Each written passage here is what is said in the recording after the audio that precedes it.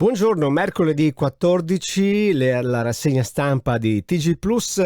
Vediamo subito la tribuna di Treviso. Anica oggi rissa a casa battaglia, indagini sul garage, sentiti i vicini. Apre così sotto il titolo: ma Berlusconi è Dio e lutto nazionale tra le polemiche.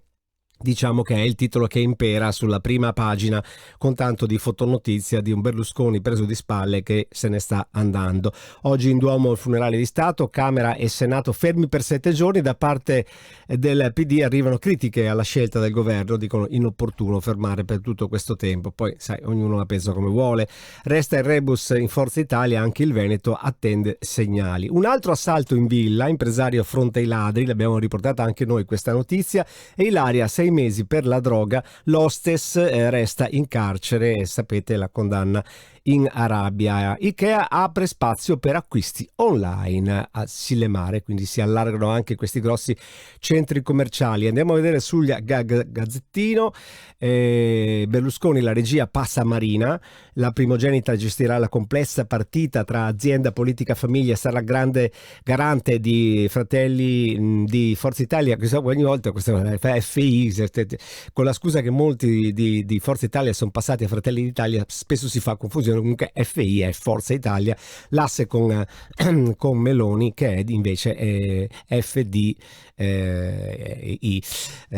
Vedete che si fanno queste confusioni, ma è giusto anche parlarne ogni tanto di queste cose proprio per chiarirle. Oggi il funerale attese, 20.000 persone, ci saranno Mattarella e il premier col governo, molti leader stranieri. Forza Italia, confermati i nomi scelti da Silvio, segnale ai ribelli.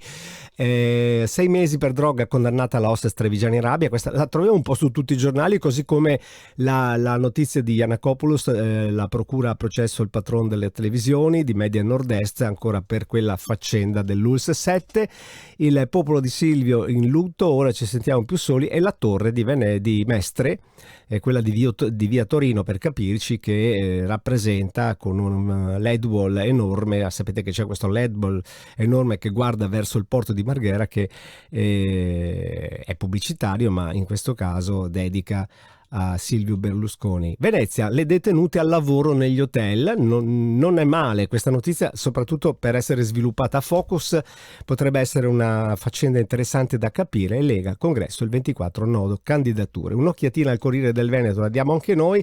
Nella grande fotonotizia si parla di Sant'Antonio, della festa che c'è stata ieri a Padova. Le supplica: Sant'Antonio, fai che mio marito smetta di picchiarmi.